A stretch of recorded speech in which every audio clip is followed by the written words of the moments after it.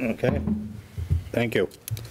All right, we're going to open up the Water Sewer Commissioners meeting, and it is April 28th, 2021, and it is 7:15.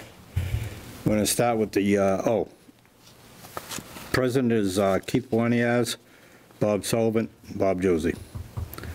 We're going to start with the Systems Manager's Water and Sewer reports. I think you said you had them for 2 months. Yeah, we got 2 months. All right, so we'll start with the water. So for the month of February, we pumped.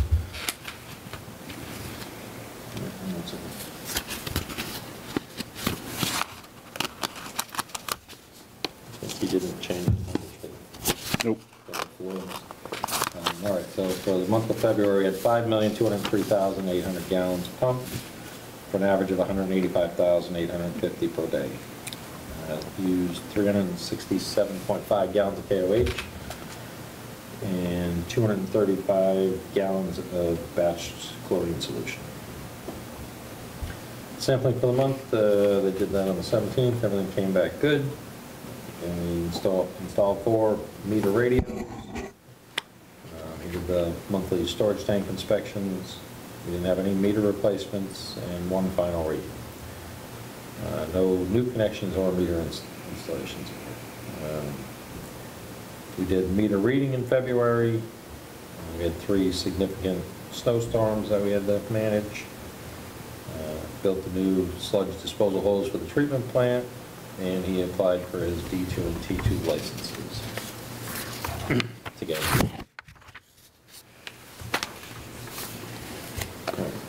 For March, top part, he didn't have new numbers, so we'll skip that part, go to the narrative. The sampling for the month came back good. A new hydrant installed at the intersection of North and Gilboa. That was the one that had been there for 60, 70 years, got ran over last year, and then it got ran over again this year after we replaced it. And they drug it halfway up North Street, so we had to have a whole new one put in, and that get charged to the insurance company. Let's see. Fixed the broken meter wires at 37 Manchog and 9 B Street. Did his monthly storage tank inspections. We had the annual fire extinguisher inspections done. Changed the analyzer cartridge filters at Glen. And replaced 2 meters. 11 West Street was suspect of a frozen meter, and 69 Southwest Main was likely stuck. We had 5 final reads, no new connections, and he exposing and marking the curb stops and water main locations and the proposed upgrades for the water lines for the McIntyre project.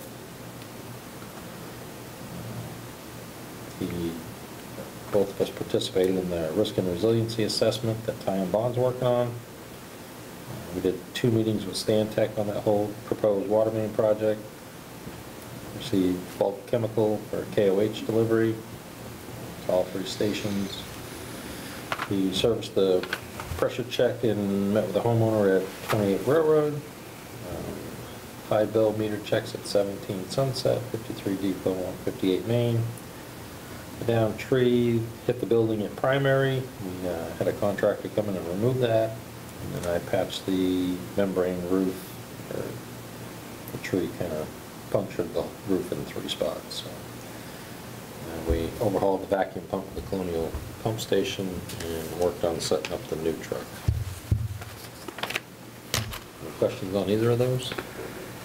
Yeah, the meetings with Santec. Yep. Is that on that water main, or I was going to ask what's happening on that? Would yeah, that's discuss that later, or? Yeah, that's the thing after the rate discussion. Oh, okay. Oh, all right, good. Okay. We'll go over all that. Anything else on the water? No. Sewer. For February, we had 4.05 inches of rain, almost 78,300 gallons. We had 4.5 million gallons of flow for the treatment plant. We had 100, that averages to 162,000 per day. Wasted 103,000 gallons for an average of 3,600 gallons per day. Alum was 623 gallons for the month. The sodium hydroxide tank, we're cleaning that tank out. We got to repair some of the piping, so we get that back online. Electricity was 396 kilowatt hours. The river flow average was 62.474. Questions on that one? So the river flow has been okay? For now, we've had a couple days that were right there. I don't know if that was when they closed everything up to try to get the Yeah, probably. ponds to fill up quickly. But we've been doing pretty good average-wise. Yeah, so I'll go through the rest of, I'll go through this monthly report, and then I got some, Okay. I'll talk to you about the plans and stuff. So for the month of April, we had 2.46 inches of rain. Cinnagore hauled 112,500 gallons. 6 million gallons for flow, 194,000 average. 134,000 gallons for an average of 4,300 gallons per day. Alum was 695 gallons. Sodium hydroxide 0. Electricity was 413 kilowatt hours. River average was 55.396.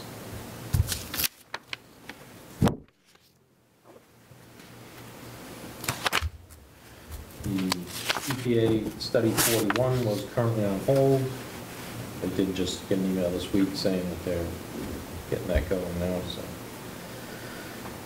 the UV system was put online for April, for the April to October permit mode of disinfection. All UV bulbs were changed in Unit 1. The bulbs in Unit 2 will be changed soon. Filters were cleaned for the second quarter toxicity testing, which began April 4th and April 9th. The check valve for number 1 pump was replaced at Colonial Pump Station. The toxicity test we did complete and passed that. So found that out after he did his report. So, as for the NIFTY's permit, I had a meeting with EPA, a conference call, EPA and the state. EPA decided they wanted to go a different route on all the smaller systems like us, and they were going to go with a general permit. So a general permit is kind of everybody meets these same criteria. It's out for public comment right now. I'll send you guys copies of that so you can review it. It's a little confusing, but all in all, it doesn't look too bad. They did reduce the river flow from the 16, what we always had, down to like 6.9 something. Really? That much? Yeah, so hopefully it'll be beneficial to us that we don't have to meet that Right, yeah. flow. So they came out with that number. So in other words, they finally took Guilford off of it then, I'm assuming. Well, the river flow really didn't have anything to do with Guilford. It was more, when they did the Mumford River study, there's so many acres of watershed that contribute Coming to into the it. river. I mean, to be honest with you, the problem with it is that the dams aren't being operated correctly. So that number was set based on what the flow in the river should be to maintain good aquatic life within the river, based on your watershed and drainage that goes into it. So because they don't open the res in the manner or operate it the way it should be, they don't discharge as much water, the river levels are down, but EPA is going to look at it and say, all right, your 7Q10, which is your average flow for 7 consecutive days. So they went through all our numbers as to what the river flows were throughout all the time, all year long. I think they made me go back 10 years of data to provide them.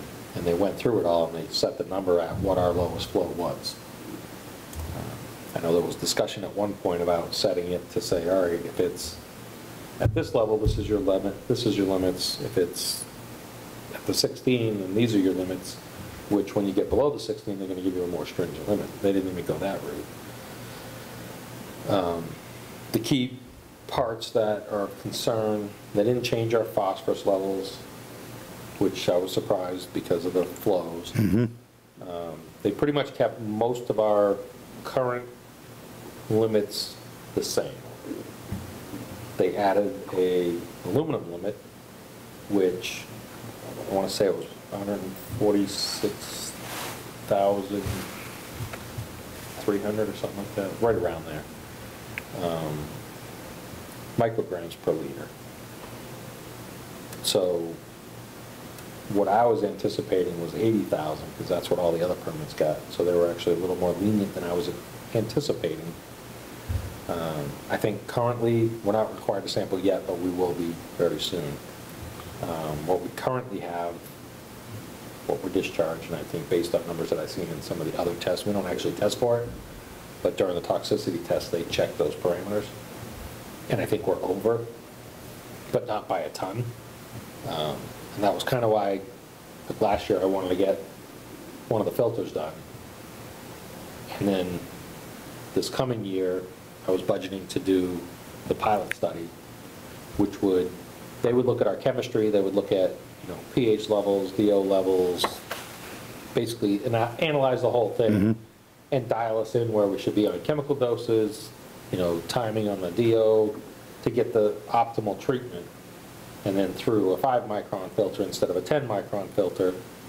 And the engineer that I was talking to with the pilot study says that he can get better numbers out of that than a treatment system that they consider. It's a nanofiltration, which it's membranes that it looks like a bunch of strands of spaghetti, but it's supposed to be up there with like RO system.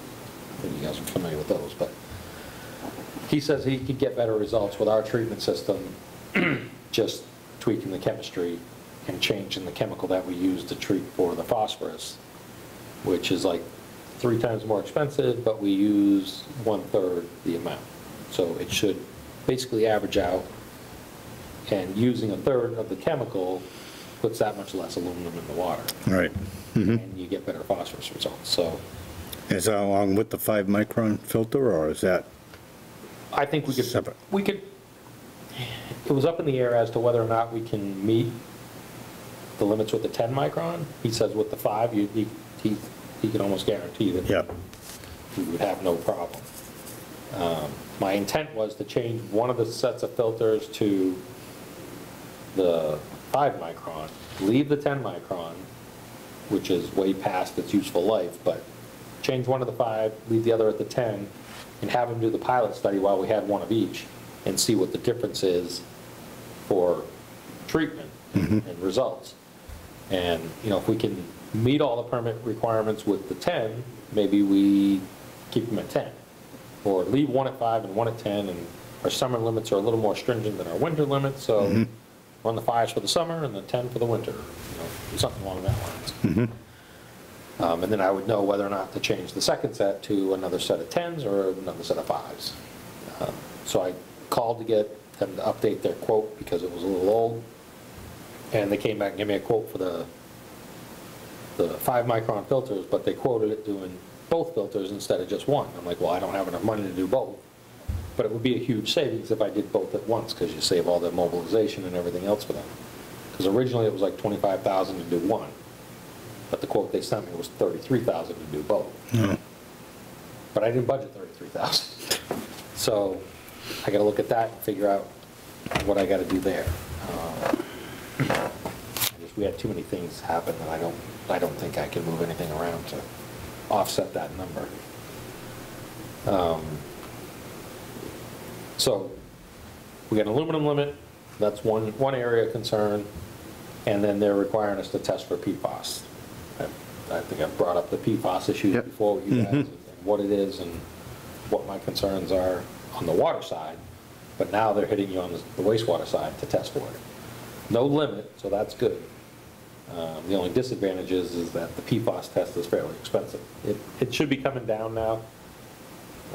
Beginning of the year and into last year, it was about $600 to $700 a test, and they want us to test originally when I was talking to EPA, they were saying monthly, and I'm like, I said, well, I'm glad you told me now, because I got my budget meeting tomorrow and I need to adjust my numbers, and they're like, well, how bad is that? And I'm like, these tests are like $600-700 a piece. And they're like, oh, well, we didn't realize that. So she said she'd go back to her boss and explain what a burden that is for a system, because they're not actually giving us a limit, so they're just collecting data. So for data collection purposes, I don't think they need it monthly, and they want influent, effluent, and sewage. So, So is that 3 yeah, 3 different samples, at 700 apiece? yeah. Oh, geez. So when they came back out, and that was my original conversation before the budget went in. Actually, it was right the day that the budget went in. So she came, when they came back with the draft, they changed it to quarterly, so. I was going to say quarterly. So that's helpful, that, that's almost $2,100 a month Yeah. Yeah. just for that one test. Now we can do it quarterly, so. So we'll do it quarterly, which is good and bad, but, it just tells me that they're gonna hit you with a limit on the PFAS at some point in the future on the wastewater, which our treatment system is not designed at all to remove PFAS. Neither is 90% of the treatment plants in the state. So overall, my opinion is the permit didn't look that bad. It was far better than I was anticipating, just based on the river flows and the issues with that. The other advantage of this, well, at least when I went through we had a Zoom meeting with EPA and DEP and everybody. My original thought was they were gonna hit us with a lot more limits based on our flows and all that, but I forget what my train of thought went there.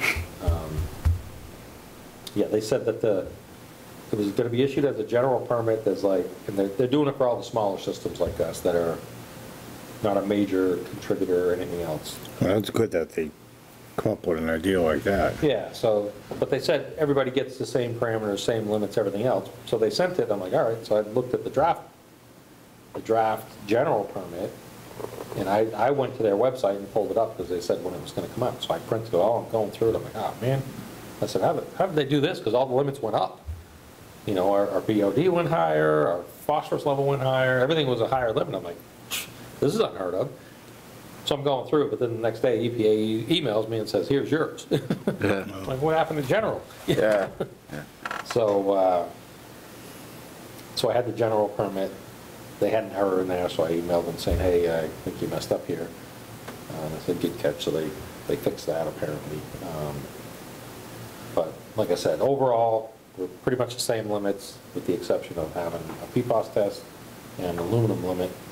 And the aluminum limit's even higher than I anticipated. Like I said, all the permits that I saw come out had 80,000 nanograms per liter, or micrograms per liter they had. And they gave us 146,000, so. So I think we're not in too bad a shape, but we will have to go forward with the things that I was trying to get done before this draft came out. But we are on track, and I did budget for them, so, except for the fact that doing the filter, whether I'd say, no, just cut it back to the 1, or find a way to get through to do both. So while they were giving me the quotes on the filter, they mentioned that all of our electronics for the filters are obsolete. You can't get parts anymore, which I've been saying for a couple years anyway. I found a company and I got a few spare parts. And I had some of the parts that we had that died or failed or whatever. We had to replace them previously, but we, for whatever reason, kept the junk ones. The company came out and they said, well, we rebuild all this stuff. So I said, well, take them, give me a price, and let me know. So I had them rebuild a couple of the parts that we had, so we have a spare on the shelf to hopefully buy us a little time.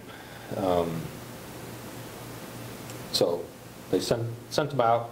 They came back at a reasonable price. So I said, go ahead. So we got a couple things done. We still need a few more. But anyway, while I was on the phone with Aqua Aerobics, they said all that stuff was obsolete. You need to replace pretty much all the electronics in there. Do you want us to give you a price? I said, well, yeah, you might as well. So the one for the filters was like $38,000. And that was per filter, so 38,000 for the filter. And I said, well, I already know all my stuff in the SBR panels is obsolete, because we already ran into that where I couldn't get some parts. And LaFleur told us that you need to start, or actually one of them, said you need to consider looking at upgrading these to more modern equipment. So they said, oh yeah, we'll give you a price on that too. So that was 68,000, but it said to do a singular training basically. But we have the primary and the secondary, so I'm assuming that's going to be double that. So, and I think I had mentioned that in the years past, that I would estimate it's going to be up probably over 100 grand, just based on how much each module costs. So that's something that we need to consider and probably need to factor in if we're doing these rate studies, which we'll discuss next. So that's where I went with that.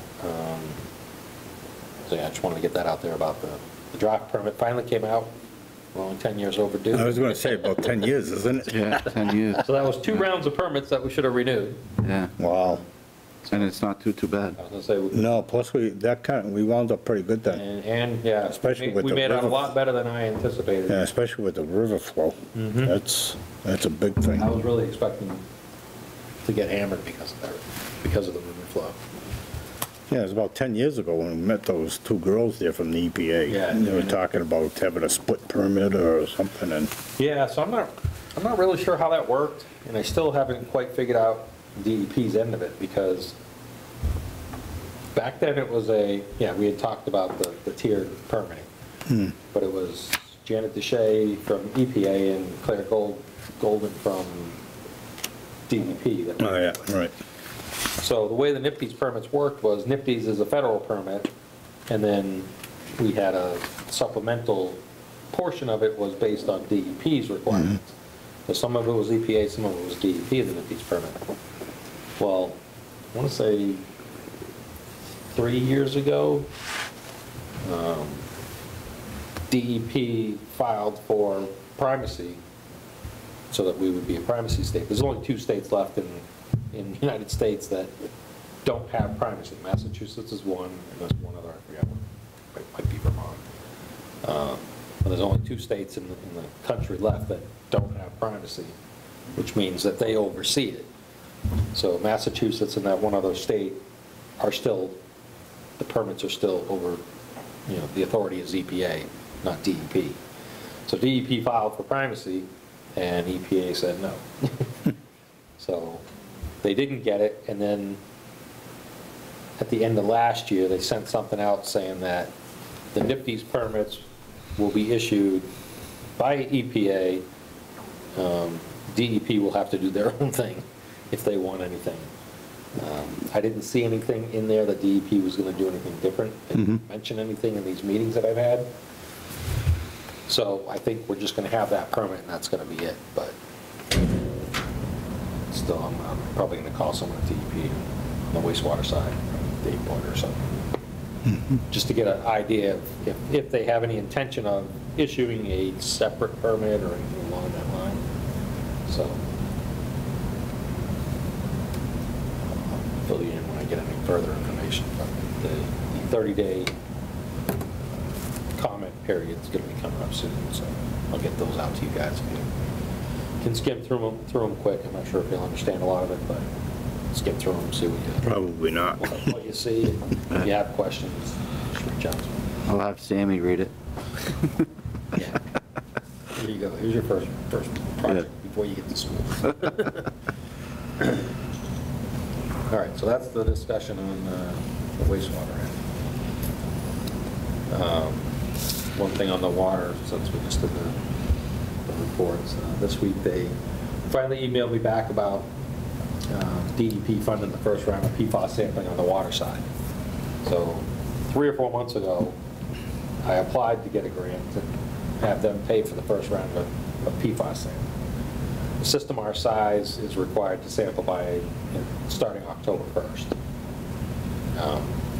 The regulation's already in place, so I'm putting together kind of a pamphlet or whatever. It's going to be a one, hopefully one, maybe 2 pages, one front and back page that kind of explains the PFAS, what it is, what it's in, kind of some of the health effects, some of the concerns, the fact that EPA came out with a regulation with a standard 70 nanograms per liter, which is 70 parts per trillion. But DEP took it a step further and promulgated the regulation that went into effect October 2nd of 2020. But the first people that had to comply with it are the big systems. Then the next round was anyone over 10,000 population, had to start sampling in April, and we're in the lower tier, which is anything under 10,000, has to start sampling in October.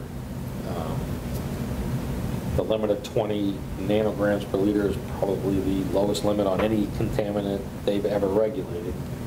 And just kind of for a ballpark on what that amount is, there's 75,708 drops of water in 1 gallon.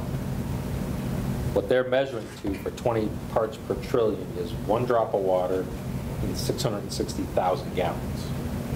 So it's 20 Olympic-sized pools, 1 drop of water. That's the level that they're measuring down to. So it's in everything. You know, if you read through the sampling protocol and how you have to sample, it's almost like you have to sample while you're naked, because you can't wear anything that has stain proofing on it, anything that has water resistant on it. You can't wear anything with Gore-Tex, latex, Tyvek. If you use fabric softener on your clothes, you can't use those. Anything that's like anything that repels water, grease, oil, any of that stuff. Can't use a Sharpie pen on your labels. It'll test positive on the Sharpie pen. Just digging into it further and further. And it's such a big thing right now. You know those paper straws? Everybody's trying to save the turtles and everything else. Well, they came out with the paper straws, and someone's like, wow, you know, the first paper straw I used, it kind of fell apart before I even finished my drink. Now they seem to hold up pretty well. So he ran tests on all the different brands of the paper straws, and they all come up with PFAS. Oh, Jesus. So it's in everything. Well, that's why it's so crazy to come down to such a small amount. Right. And you're talking 1 drop in 2 Olympic-sized pools. 20. 20 Olympic-sized. So, Boggles your mind. yeah. So their justification for it is it's a bioaccumulative. So it's a, I'm not going to really get too much into the technical terms, because I know you guys aren't going to really get into the chemistry portion of it, but it's a long-chain carbon compound that has a fluorine compound attached to it, and it's long chain, so it's hard to break down. It's such a strong bond that you can't break it down. It lasts a long time. That's why they call it forever chemicals. So this is the stuff that you use in your non-stick pans, and that's the reason they use it, is because it has those desirable properties that you want it to last. You know, you want it to last on your pan, you want it to last on your stain resistant, your water repellent, whatever. So it's hard to break down. To break the bond, you have to heat it to something like 1,000 degrees centigrade. Not Fahrenheit, centigrade. Centigrade. So that's how high you have to get the temperature to break this down. Yeah. So they call it forever chemical because it doesn't break down in the environment. It's a long chain, long half-life, so it takes forever for it to break down or start to break down. And it's bioaccumulative, so if you got plants that are growing where it's in the if it's in the ground and you got plants growing it accumulates in the plants. If animals, cows, whatever, are eating anything that had this, it accumulates in their bodies, it accumulates in humans. They say before it starts breaking down in your body, it's like 4 years before you start to get rid of any of it out of your body. So You're just accumulating more and more and more. And it's in your pots and pans, it's in your cups. You know, like the ketchup bottles, how they designed the ketchup bottle so it slides out of there now? That's because they use something with PFAS to get it not to stick. So what's Steve gonna test in his tidy whities or what? Yeah, I know. So, like I said, there's so much room for error Yeah. in that sampling. You gotta be really careful in the sampling. I guess my point was, we filed for the free testing. They finally got back to me. I guess they were waiting to hear from the town administrator. They called him to inform him that this is coming, this is what happened. You know, we want to inform you this before you take advantage of the free sampling early, because if we exceed the limit, we're in the game and now we have to do something about it. Dudley's a prime example. Dudley got hammered. Dudley didn't do it to take advantage of the free sampling. What happened was they had a well collapse. So when they drilled the replacement well, anytime you drill a replacement well or put a new source online, they're requiring you to test for this in advance of this regulation. So last spring, they drilled for a new well, they tested, and they got a hit. So then all of a sudden they made them test all the sources, and the limit's 20, and Dudley's average, the way the test works, when you get a hit over 10, they make you sample monthly. And the regulation that to be considered in violation, they take a 3-month average. So you sample every month for 3 months, and then they take the average of those 3 samples. And if you're over 20, then you're in violation. If you have 1 sample go over 20, then you got to issue a public education. So it's just to give people some education as to what it is, and it's got a whole bunch of language in there that makes you think everybody's going to die, and it scares the crap out of everybody, and the phones start blowing up, and that's why the head person in DEP wanted to talk to the town administrator, because some of the other towns in Massachusetts, when they sent out the public education, all of a sudden all the residents started screaming and yelling that we were hiding things from them, and you know, the selectmen knew about this and they weren't telling us, and they did recall votes to try to get the selectmen thrown out. Oh, jeez. So they just wanted to make the town administrator aware of those things before we started sampling, and so he would know what could be coming. Depending on your levels, they required some towns to start providing bottled water, whether it be through buying it and distributing it, or telling people they can buy it and submit receipts for a rebate on their water bill, or you know, something along that line. Which still baffles me, because I'm like, do none of you understand how water rates work? You know, if I sell $1 million worth of water, and then I got to give $500,000 in rebates because people are buying bottled water, well, when I go to DOR, they say, yeah, your $500,000 doesn't cover your $1.2 million budget. You need to raise your rates. And who's paying the rates? The ratepayers. And I'm going to raise the rates to cover the water that they're buying for bottled water. Just buy your own bottled water, and then you're not paying for the person that bought 75 cases because they got 13 kids. You know, to me, it makes no sense. But that's what they're going to require. So it depends on where your levels are. Dudley came in at like 21.5 for their average. So they did a project that 1 well was over, 1 well was under. So the first project they did to try to put something in place quickly to get it under the limit so they don't have to provide bottled water was to blend the 2. So they ran a pipe from this one to that one, and then combine the 2 before they sent it out. The wells weren't far apart. It was about $1 million to run that line, which would be needed in the future anyway, to combine the 2 to put 1 treatment plant in instead of 2 treatment plants. And I explained to them that, look, this well's the one that's hit higher. This one's got it, just not as high as this one. And you had textile mills and everything else down here. And textile mills did stain resistant, grease resistant, you know, they applied all that crap, you know that. So I'm like, your problem is probably coming from that area and coming this way. So if you shut this well off and that one's continuing to draw, it's going to eventually get down to there. Your numbers are going to go up. You're going to have to put treatment. And so they did the blending pipe. They just finished it. They just put it on this month. they're testing tomorrow to find out whether or not it gets them below limit. But it was a nightmare on the math and everything else to say, all right, this well normally pumps at 350 gallons a minute. This one pumps at 200 gallons a minute, but this is the lower one. So to blend it, we need to drop this one down to 225, and this one you can run at 200 to get your numbers to come out to mathematically be at 20 or 20.0 or 20.4 is what they were shooting for because they round. So if you're at 20.4, you're considered 20. Yeah. And that would keep you under violation. So they put the blending pipe in to hopefully buy them time to get the treatment plant designed. They just won't be able to keep up with their demand. What's the treatment for it? Is it a filter or? There's 3 options. You got granular activated carbon, which is that black, Yep.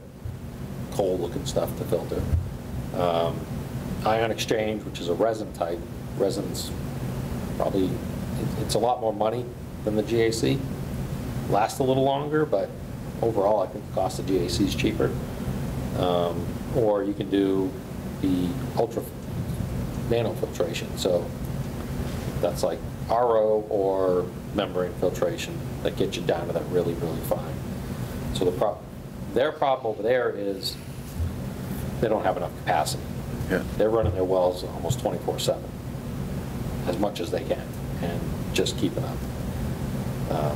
They drilled another source which also had it, so they're looking at trying to keep up, but they're going to try to run all the wells to one treatment plant instead of having 3 separate treatment plants. So there's the reverse osmosis and the nanofiltration.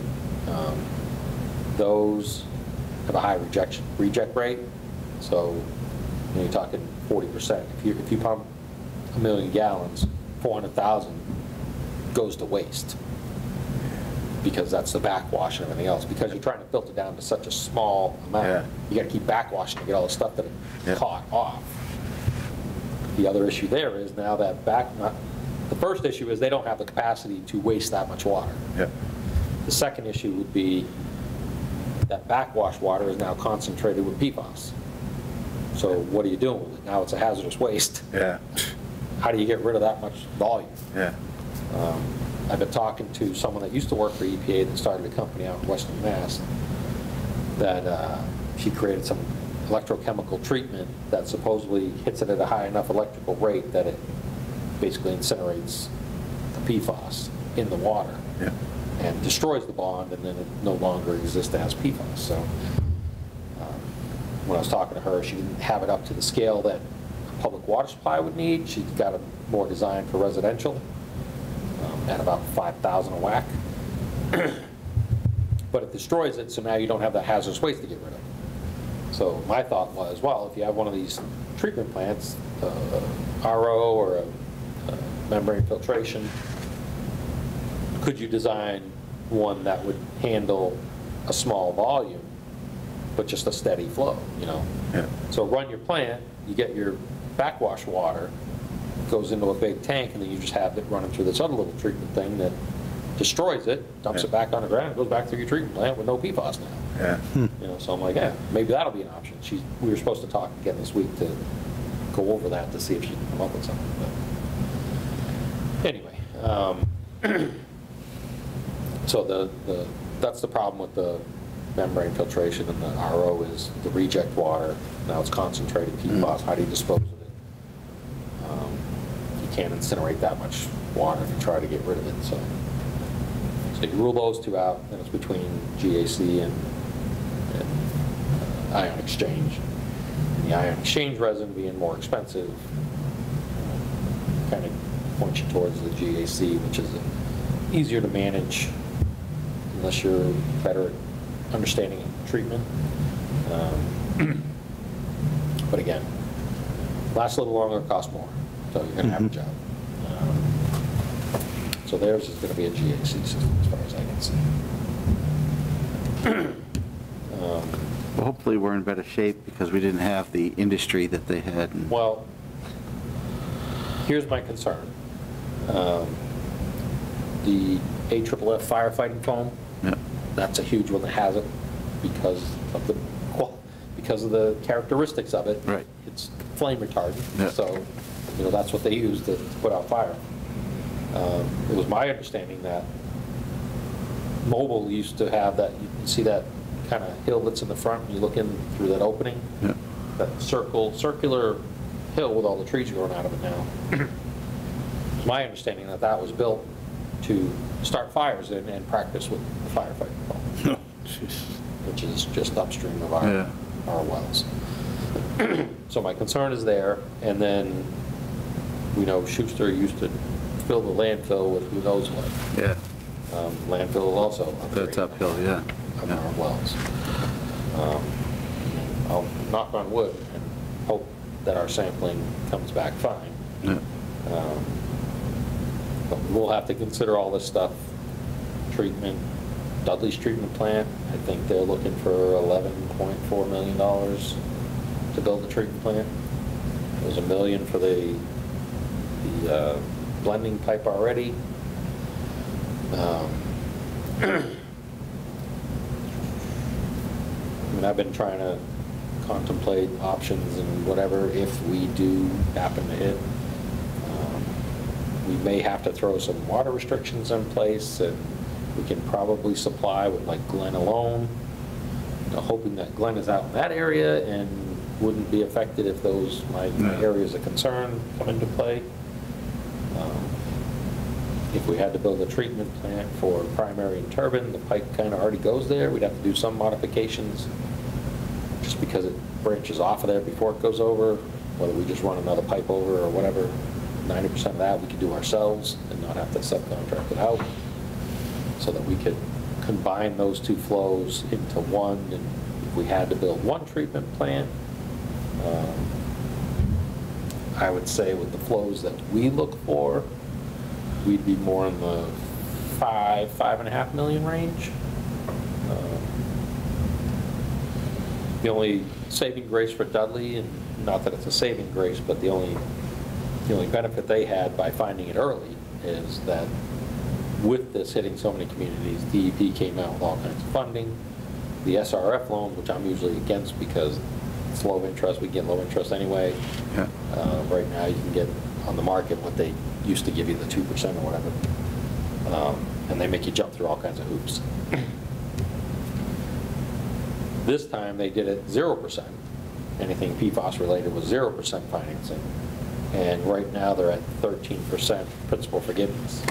So no interest and $10 million, they're going to give you 1.3 off of that 10 million. So there's a huge advantage that you're never going to see again for something like that. And they paid for a lot of their sampling, and they gave them $176,000 towards the design of a treatment system. So they lucked out in that respect, where they're going to save a lot of money, but how much are you saving when you have to spend? Yeah, they still got a lot more to spend. So, Right. and trying to figure out how to get ratepayers to pay for that is absurd. But so those are the things that I'm up against and thinking about right now, based on the sampling that we're probably going to send us the bottles next week for us to sample. Takes 2 weeks to get results roughly, but I'd like to get something out prior to us even sampling. So I'm working on that this week, is putting together something. I'll send it to you guys so you can review it, see if you have any concerns with the wording or whatever, but I want to get something out in layman's terms as much as I can and not get into the real chemistry portion of it, because 90% of the people aren't going to understand the chemistry portion of it. But get that out to people just so they're not thinking that we're hiding anything from them. I mean, we'll get notification out, letting them know that it's a new regulation that came out, something that we got to start sampling for. We're going to kind of sample ahead of time, just so we know if there's a problem. But once we do sample, notifications will go out if we have anything over, and whatever steps may need to happen after that. Just to kind of be transparent, get it out there so people don't think we're hiding anything or keeping things from them. We haven't even sampled yet, so we don't have results. Yeah, no, that's a proactive approach. It's good. So that's my intent. Try to get something out for that probably next week. Try to finish getting it together this week. So anyway, that's where we are with the PFAS sampling and NIPT spread. All right, anything else you guys got on that? Nope. I think I kind of beat it to death a little bit. I made it as simple as I can with something that's extremely complicated. Yeah. All right. So we want to get on to these rate discussions? Yeah, I was gonna say, it's good to have a discussion, get that over with. All right, so I'm not sure what direction you guys want to go with the rate. I've had my opinion multiple times on the rate hearings, the rate studies, the rate hearings, the rate structures. I mean, I think we needed to do a rate increase before now. We should have did it last year, but, you know, we got the budget numbers in it, whatever, to make it so that it wasn't as Well, high. what will we need to meet our budget as far as a rate increase? Would we have to? Well, to be honest with you, I don't like, and I've said it probably since I started, that I don't like the single rate design. I mean, So can we, do you think that we could utilize what Doug has presented and then modify that to our own tiered system, or do you think it needs to be a complete redo? to be honest with you, I'd throw this out and we'll look at the numbers ourselves. This, to be honest with you, this is Yeah, no, I agree. like I said, I mean, this is agree. a Yeah. high school kids math project. Yep. That you learn how to use a spreadsheet. You took these numbers and already came up with this number, now what do you need to Yep. get to this number? Yeah, I mean, I think this is trash, personally. yeah. I've never liked his reports. I've argued with him over them every time he's done them. To be honest with you, the first 3 that he did, he came to me saying, "Oh, you better sit down. The rates are going to be this." I said, Yeah, "You're out of your yeah. mind. My commissioners are not going to approve that." And he goes, "Oh, well, what do you think they'll accept?" I said, "You can get 8 to 10% out of them. You're doing good." And then he come to the meeting. He's like, "Oh, 8%." I'm like, "Well, what the hell came up? What happened to your numbers?" I mean, Yeah. just because I told you that's what they accept doesn't mean that's what's needed. Right. All right. So this time I said, he's like, "Oh, you better sit down. This is what I say you need. So what do you think they'll accept?" I'm like, "Doug, if that's what you say they need, present it to them. Yeah. Let them beat you up and get you down to whatever they need to get you down Yeah. to." So he presented it, and you guys know the whole story there. But I don't like it. I think that with this structure, there's no incentive to do anything. You pay the same rate whether you're using 100,000 gallons or 1,000 gallons. So the little old lady with fixed income who is already conserving everything she can, I mean, those are the ones that went through the depression and all that stuff, and they understand to conserve. The people that are wasting the water and watering their lawns and everything else, they don't care. It's the same price. A tiered structure kind of gives you some incentive not to hit the next tier because the rates go up. Typically, the people that are using a lot of water are your people that are making revenue. You know what I mean? They're businesses. They're the pot farm. They're the Haywood Landing. You know, they're in business to make money. But the pot farm paying this rate and the one base fee and using, you know, 100,000 gallons or 100,000 cubic feet in 6 months, that's 100,000 cubic feet that you could supply how many single-family residential houses with. So you'd have base fees on all those. You know, how many tax revenues would you have on say, a couple hundred houses? So, in my opinion, you know, you need to hit them with more. They're utilizing more of your infrastructure. They're utilizing more of everything for that one business. So for a system our size, would it be 2 tiers or 3? Typically, you do a 3-tier structure because that'll catch. You've got your people that conserve, fixed income, and they won't. You know, if you did a rate structure now, based off of his numbers, I could revamp those numbers and tell you, you do your first tier, you could maybe raise it a little bit. So it's almost not even noticeable to the people that are using that lower volume. Your second tier would go up more. And the way it works is, if you're, you know, I'm just going to use round numbers to make it easy, but 0 to 1,000 cubic feet is $2 per 100 cubic feet or whatever. From 100 to, or from 1,000 to 2,000 is $3 per 100 cubic feet. Your first 1,000 is still $2 per 100 cubic for everybody. So it's only the amount that you go over. Oh, yeah. Anything over 1,000. So if you use 1,200, you only get 200 at the $3, and the 1,000 is at the 1 or the 2, whatever numbers I threw out. So the people that are somewhat conserving, they're using a little more, maybe they're washing their cars, whatever, they're paying a little bit more on only a small amount. But it incentivizes you not to hit that higher dollar amount. And then that tier goes from here to here, and then over that is another tier, and then it's anything over that. And it's usually a higher number, 10,000 cubic feet, which no residential single-family house should ever use that amount of water. And if they're using that much water on their lawn, then they deserve to pay the extra fee. It is what it is. Because we could be selling, 10,000 cubic feet, we could supply to 3 other families. And then we're treating this water. We're putting chemicals in to make it drinkable. If we got to put a filtration system in or whatever, you're paying a lot of money to process this to make it potable water, and they're just throwing it on the ground. I mean, they can sink a well in their backyard with no treatment whatsoever, which would actually be better for their lawn, because the potassium hydroxide and the chlorine isn't doing any good for your lawn.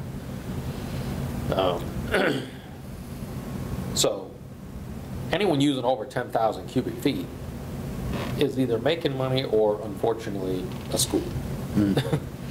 No, So- I don't pay attention to my bills, which I should, but I don't. What's the average person using? 6,000, Well, 7,000 cubic feet? Or? I'll have to go, I don't know, Doug may have did something like that. That's about the only thing I can say. Yeah, so, well, these are meter sizes, so that's another thing. I mean, and I had mentioned this before too, that, we charge the same fee for a 3/4 meter, a 1-inch meter, a 3-inch meter. It's the same base fee, which is ridiculous, because if we have to go replace a 2-inch meter, that costs us a heck of a lot more money than a 5/8 meter. All right, yeah. And, I mean, like, we had one last year that I want a 2-inch service. You have a single-family house, you don't need a 2-inch service. I want it anyway, and he went and paid a guy to put in a 2-inch service. And then I'm like, all right, well, you're running a 2-inch service, you're obviously doing something, so you got to put a meter pit in the backflow device. And then he realized how much it costed. Oh, never mind, I want a 1-inch. Yeah. So then he reduced it down to a 1-inch and went in. But now we're on the hook from the road to the curb, so if something happens, we got to go and pay to replace parts for a 2-inch service, which is a lot more money for us. You're hundreds of dollars for the fitting going into a, Right. a tap going into for a 2-inch service. So those things add expense to us at some point in the future. I mean, nothing lasts forever. At some point, something's going to happen. So why are they paying the same rate? And Dudley has 4,000 connections to our 2,000, or not even 2,000. They have 100 meters that are over 5/8. The rest are all 5/8. And I would say we have more 1-inch meters in town than we have 3/4 or 5/8 meters, which is insane. I mean, there is no need for that size meter or that size service in a regular single-family house, especially anywhere down here, downtown. I mean, Right. the pressure is 100 pounds. People need to put PRVs in their houses because they got so much pressure. And I'm supposed to put them in over 80 pounds. Right. Out on Martin Road. No, No, yeah, me not neither. up that far anyway. You're lucky you get water. It's like a spray bottle spritzing. So, Light mist. I still didn't see it. All right, what are most towns around doing? Are they doing 3 tiers, or are they, Yeah. Almost all of them that I've seen are tiered. And almost all of them that I've seen have done rate increases a lot more frequently than we have. yeah, I know, At a much higher rate. I mean, I checked Auburn's and they were in the teens percentage Yeah. every year for the last 5 or 6 years. Well, we've always been pretty frugal, Yeah. sometimes too frugal, but, Well, the problem is we're running out of retained earnings. yeah. Some of that's because we did some big projects that took a lot of money. You know, we bought mobile pipeline, we put booster in. Yeah. We've done a lot of things that we haven't had to take on debt, but we're running retained earnings now. We have no debt. The debt service that we have, we already have money in the bank to pay it off, so essentially we are debt-free. But if we budget correctly, we won't have to take on these big loans. We can start putting money away and doing these projects a little at a time. But back to the rates. So I think we're gonna get moving on it and make a, I mean- get something in place. But the thing is I want to have, and I know we can take Doug's information and we can formulate it into our own, because that's essentially what we've done in the past anyway. Yeah. Right. Because like Bob said, we've told them we're not going up this much, rework it to this much. And he was able to do that, so. But when I sit in the hearing and stuff, I want to make sure I've got answers for people that we've. Well, I'm just wondering if we should put together, get a tier increase, and, Well, I started to work on something like that. It was just very complicated getting in the spreadsheet to make it add, from 0 to 1,000 is this rate, and then to go to that next rate, and to do it for all the customers. Because what I did was took all of the last bills, and I took what their total was, and then tried to recalculate it and tell you what each one would equate to. So it's just a lot of Lincoln formulas. So I started doing that. I don't have time to put as much effort into it as I'd like to, but I'm just, Or- if we or do maybe something we- like that, and then go like 2.5% every year, I mean, like, Yeah. cost of living. Yeah, or I mean, maybe. you guys, you see these, the ones that I've Yeah. given you that. These are what rate studies, all of my history and seeing them Yeah. and just being familiar with them. That's more what I'm used to seeing. I mean, this stuff is garbage to me, but The thing is, we're a very small system too, so, we are a very small system. But like I said, that one there costs 25 grand, but they project you out 10 years. If Doug's doing this every 3 years at 8, you're at 24,000 and you've got crap. yeah. Doug didn't take anything into account here as to, we have a 20-year capital plan, master plan for the water. None of that's factored in here. Yeah, We've got millions of dollars of things that it said, this year you should be doing this, this year you should be doing that, this year you should be upgrading this line, this year you should be extending this line. None of that's factored in here. If you look at their report or their report, it's factored in. all that stuff is factored in. They factored in the treatment plant, they factored, all these things, they went both ways. They looked at it saying, hey, if you debt exclude it, this is the effect you're gonna have on your ratepayers, this is the effect you're gonna have on the taxpayers. If you don't debt exclude and it's all on the ratepayers, this is the effect you're gonna have. And it's over a 10-year period, so you can plan it out and see exactly what's gonna happen. And that's based on, and Dudley's problem is that they're not paying attention either. Right? You can't just take their study and say, oh, this is it, we implement it and go year by year. You implement the first year, you look at it and say, all right, what did it result in? Did we get what we projected for revenues? Did we fall short or did we go over? If they're saying you're supposed to do 10% the first year, 12% the second year, if you do the 10%, now you brought in another 300,000 over what you projected, well, you don't need to go 12 the second year, you might go 10 again, or 8, or you might need to go 15, who knows? But you got to look at the numbers every year. You can't just blindly say, hey, their 10-year projection was this. We all know that's great. You can estimate what you Yeah, think, it but doesn't always year to year, work out. things change. Right. We're looking at a 1 million square foot building going in over there that's going to drastically change a lot of stuff for us. So We don't have money allotted for something like that though right now, so. for what? For a study at No, that not for that level, study, you but know. I would say we need to do something. We can't wait until. Yeah, we can't wait for that. That's what I'm saying. We gotta kind of move with what we've been Right, so. given. We've got what he put together. I don't agree with his thing, I don't agree with the structure. If you guys want me to, I'll put together something that has tiers.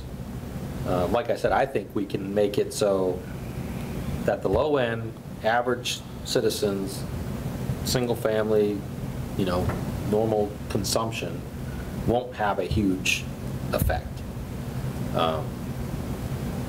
The next tier will go up a little bit, and the bigger tier is going to go up a lot more. And in my opinion, you've got a pot farm making money hand over fist. They're one of your biggest. You got 3 big users: Hayward, the pot farm, and the school. And unfortunately, the school hits, but it is what it is. They shouldn't be watering their lawn as much as they are. And that's where their big usage comes in, is from the watering. And it drives me crazy that I go up there and I see the parking lot getting watered, the sidewalks getting watered, the new athletic field that they put in, That's the still elementary happening? school that got so overwatered that they wrecked the field and had to redo it. I mean, that's just absurd to me. And it's wasting water that we're paying. I thought they to put their treat. own system in, they didn't? They did, but that original spot where they wrecked the field and everything, they were doing it off the water that we tied in because they had to get their new cistern put in and all that. I don't think their well produces anywhere near as much as they need to, but that was for the elementary school. The high school uses the public water to water. I mean, don't the seniors have to do some kind of community project or something? I mean, I don't see why they don't have one of the high school seniors look at coming up with something to collect the water off the roof drains and, put a cistern under the parking lot and collect all that. And I mean, the way that school's designed, your athletic field is down below. You can almost do it all gravity. Right, Yeah. yeah. I was gonna Costs say. nothing. I mean, we're supposed to be a green community right now. The size of those buildings, they can collect a lot of water. Yeah, Yeah. and they could potentially try to solicit to get the green communities to give them some grant money to do it. Yeah. Just as a high school project, being part of a green community town, I'd say I'd look into something like that, but it would just take that load off of the system. At some point, we're going to run out of capacity, and we're wasting capacity on things that don't need to be wasted on. So your bigger users would get hit harder than anyone else. And unfortunately, I mean, some of those they're not bringing in tax revenue. Yeah. That one's not bringing in tax revenue. I'm not sure what kind of break the pot farm gets or whatever, but I just think those are the ones that should be paying a bigger portion than they are, because they're paying the same rate and same everything as the fixed income little old lady that's just trying to make ends meet with what she has and everything else going up in price. And like I said, if they're using 100,000 gallons of capacity, that makes it so you can't add any more development. We can't add any more users, any more ratepayers. In my opinion, it should be. It kind of makes sense. I mean, they're, And if you look at all these other towns, there's a different base fee for a 5/8 meter, a 3/4 meter, a 1-inch meter. We have no incentive whatsoever to make someone be a little more conservative and put in what they need. I mean, if I told you, hey, I'm going to give you the Hellcat Red Eye for the same price that you're going to pay for a Ford Escort, which one do you want? Yeah. yeah, I mean, right. it costs us more money. It makes sense. I mean, when we go to replace a meter, we got to pay the higher rate later when we replace their meter, when they don't need that meter. So, Well, that totally makes sense to me. Yeah, no, it makes sense. I'd like to see what it looks like and stuff like that, because you gotta make sure that it's gonna make the budget and then put money into retained earnings that we Yeah, that's the main thing, we need, start you know? putting back into the retain. Yeah. We were doing very good. Yeah. Yeah. yeah, and I mean, So we gotta kind of get moving on it, because it's really gotta get implemented. yeah, we got to do something. So, I mean, I can try to put something together quickly to give you something that will kind of come up with the same result that he was looking for here, which I still don't agree with, but I think I could do a better job quickly and come up with a better structure than this. Yeah. Like I said, I think. But we're all set as far as this year for the budget. No, that was last year's budget that we, unfortunately, we're really close because we didn't do last year's budget until the end of the, October or whatever. So this coming budget, we haven't even voted on or anything at town meeting yet, so we don't have enough money to fund that budget with the current ones. Yeah, that's what I was asking. Yeah, that's So why we gotta really move. We have to get something in place before the next building cycle. The next building site, that's only like, what, 4 months away? Yeah, that's still 4 months, so we only built twice, so. But, I mean, I think we can do something fairly quick. I got a lot of projects going on right now that are tying up a lot of my time, but I think I can put together something that will equate to a better solution and have less effect on far more people. Can you do it in the next month or so, or? Yeah. That's, Yeah, I would say, well, yeah, I would say I should be able to have something for our next meeting. Well, that's the May 10th, so it's only 2 weeks. Let me try to get something together for that. I'll see what I can do. that agreeable with you, Keith? Yeah, Go with structure, tier? yeah. I mean, I think there's a lot of things that need to change. I don't know if we can implement all the things that I think need to be changed. Like I said, I think the connection size should have a different base rate than Yeah. 5/8 or Yeah, 1 inch. definitely on that. Need to have a different base Because if you fee. buy a 5/8 meter or 1-inch meter, you're not buying them for the same price. Right. You know? And yeah, the initial construction, they pay for it. Mm-hmm. But that's minimal in the grand scheme of what they're doing compared Yeah. to what it cost us to replace that many meters. If you start going through a lot of other towns' fees and structures, and people say, oh, my bill in Whitensville is far less than it was in Douglas. It's like, well, yeah, that was a monthly bill or a quarterly bill, and they've got a meter charge, they've got a base fee, they've got, Yeah, they don't realize all the little hidden yeah, I mean, fees. somebody said that their bill, they used more water and it was less in Whitensville than it was here, and I'm like, there's no way. So I ran all the numbers, and for a bill that would have been like $400 and something here would equate to $900 there. Mhm. So there's no way that, people just complain a lot of times. There's just no way that that number would be cheaper. I can't guarantee that. I started pulling together a bunch of different towns and trying to put together what it would cost you in each town, but the formulas I got to do to try to get those to match up. Yeah. So I'm trying to do it so it would be like annually, because like I said, some bill monthly, some bill quarterly, some bill, they add all these other fees. There's a monthly meter fee, a base fee, there's all kinds of different things that you got to factor in. And the easiest way to do it is say, all right, what is your usage for a year? What would it cost here and what would it cost anywhere else? Yeah. So that's what I was trying to put together at some point, but there's a lot of work that goes into All right, that. so first thing we gotta do is meter sizes, have them vary, So I would come up with some kind of structure on the yeah. meter size, a 5/8 meter is, we don't even do 5/8. I would do 3/4, 1 inch, and then above that. Yeah.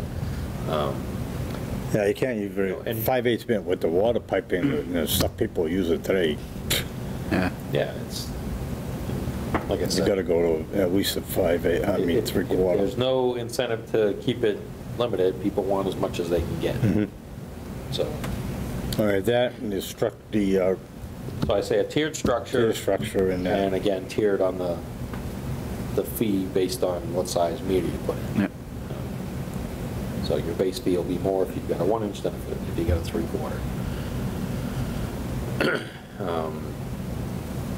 And then, like I said, there's a lot more that I think we need to revamp on these. The connection fees should be different for the different sizes. The,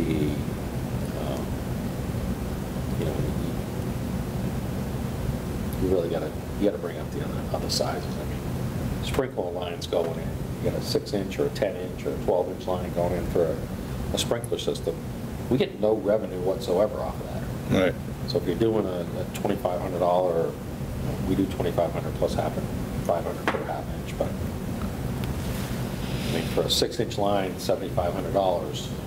Well, if something happens from main to curb, you know, we're on the hook to repair that, or, you know, that breaks, it's a major repair as opposed to service connection. So the first time you have an issue, you just lost whatever you got for that connection fee. And putting a T in on a, you know, a saddle, I mean, a saddle tap or a tapping sleeve, that's what let go on that hydrant that's down just before the mill, that one that's disconnected now.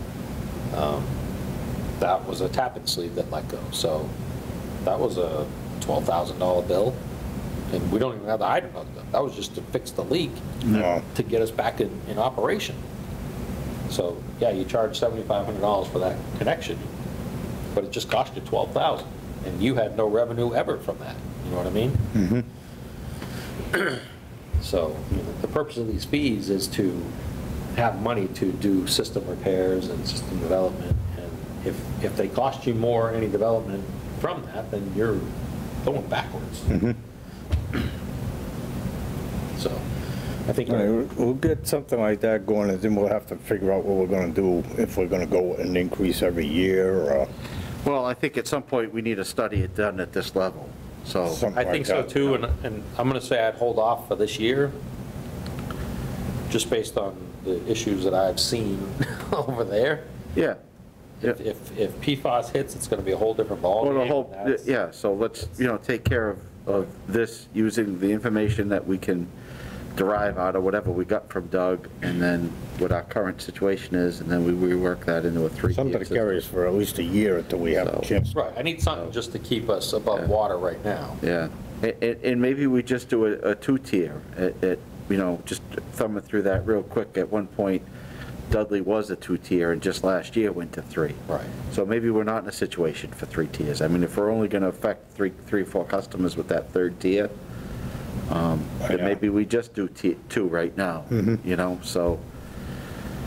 But let's get something so we can get moving, because we got to get the thing in place. We got to get, because then you need a hearing and everything else, so we'll have to vote on it. We got to do posting in the mail. Posting. Newspaper, Hearing, so, hearing, and then a vote to Yeah. move forward. but we definitely we got to get rolling on something. And on top of all that, to add a little more issue on why we need to move rather quickly, when we do a tiered system or even change the rates, it also has to get all implemented through Munis. Well, that's its whole, That's what I don't mean, even that's get a me whole going on other- that program. Oh, yeah. Right. So, yeah, no, it's not like we can be doing it the month before billing's gonna go out, because they're Right. gonna need time to, It's going to take over a month just to get Munis to get this stuff squared away. Yeah, and it's then they probably gotta gonna cost test us a it. few bucks yeah. Yeah, to get Munis to work with Yeah. us to get that adjusted. all right. Yeah. So we'll get working on that. Now, while we're on stuff like that, billing, did we decide to go quarterly? Well, I don't really want to say it on camera, but my concern with going quarterly is, The cost of billing. no, that's not my concern. Cost is my concern, but my concern isn't the cost of the billing. My concern is when, you know, I told you guys before, the whole indirect cost issue comes up. I usually can squash it a little bit, but if we double the load of work for people up here, I think that's going to trigger opening that door. Yeah. And if you look through theirs, I don't know if you saw what their indirect cost is, but we don't want to get in that. Yeah. Or we're going to have to be reconsidering our rates again. Yeah. So I get concerned over that, where I know it may ease people's budgetary concerns, but if you ease someone's budgetary concerns and then add another 25% on top of their budget, Yeah. just because you're trying to do that, Yeah. it doesn't make sense to me. We just need, we offer payment plans, which we carry out for the whole period till the next billing. Yeah. So that eliminates the whole budget concern, in my opinion. Yeah. I just think if we go down that road, we could be opening an ordinance list. Yeah. So, you guys can think about that. I mean, I'll push it towards whichever way you want to go. I just think it's something that you might want to consider before we. And then maybe what we can do is so obviously not this coming fiscal year, but in the next fiscal year, that can be part of that study, Mm-hmm. Yeah. you know, for them to look into that. You know, and then that gives us time to anticipate whether or not that's going to open up Pandora's box with. Yeah, I think it will, Yeah. personally. And I can tell you what they'll say. Yeah. What do you want to go to that for? Yeah. Your revenue has to be, you don't have a cash flow issue. Yeah. You're a business trying to pay your bills every month, and you need the cash flow. That's when you bill more often. Yeah. You Oh, know, I to see. get the cash flow in. Our concern is getting all our money by July 30th. Yeah. We don't care if it comes in July 2nd or June 29th. Yeah. Oh, I see what you're saying, yeah, yeah. So I mean, we're just trying to make it Right. a less of a burden on the customer and everything. I understand you're trying to help the Yeah, customer, but I yeah. think overall you'll hurt Yeah. the customer. Yeah. And I understand the concept behind it. Yeah. I remember I pushed for it Yeah, years and but years, but then it just clicked with me not too long ago that, It's twice as much work, so the cost is gonna go Yeah. up, so, Well- And that had been, I don't want to say threatened, but that had been brought to our attention before, that there could be it could create a whole nother position, yeah. And you know? like I said, if you want to look through that and see what, Yeah. Yeah, that number didn't stand out, but I'm sure it's, it will. Yeah. When you look through it, it will. yeah. I'm sure it's 6. well, we have time, but we'll have to Yeah. check, does Santec do that? Ty and Bond did Dudley's. I couldn't find who did theirs. No, we got time to look around and see who. Yeah, I mean, Who does Ty a good and job. Bond, they do, if you look online, they're the ones that do that whole salary thing for all the towns. They try to get everybody's salary, they put together this thing, so they do a lot of that stuff. There's other companies too, but, I mean, I think they did a nice job on that one. Theirs isn't bad either, but, I mean, I can look around and get some. All right, well, that's something we, next year or so. I would say Stantec will probably be a little more than them. Stantec's got a lot more overhead. Yeah. I know Stantec knows our system, but our system has nothing to do with That, the yeah. rates. Right. Other than they know what project we should be looking at moving forward with, but we already know, or at least I know what projects I think we should be moving forward Yeah. with. And, we'll get into that a little more over the next couple meetings to, I mean, we got water mains that, like I said, Main Street's had a dozen breaks. And that's a main transmission line that covers the whole town for fire protection, and that whole end of town for Domestic. domestic. You lose that, we're in trouble. All right, we all set on that part of it for now? Yeah. Yeah. So for next meeting, well, it's next week, but technically. 2 weeks, right? The Yeah, 10th. 2 weeks, yeah. So do you think we could have something by the 10th to, I'll manage somehow, I'll get something. yeah?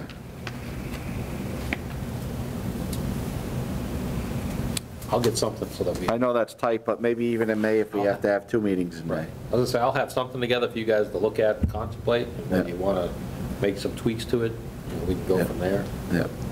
And I would utilize maybe some of that information in there. Yeah, I mean, Let's, I'll go through it, but, Yeah. the numbers he used weren't even our accurate what we budgeted. The budget got changed after he got this. yeah.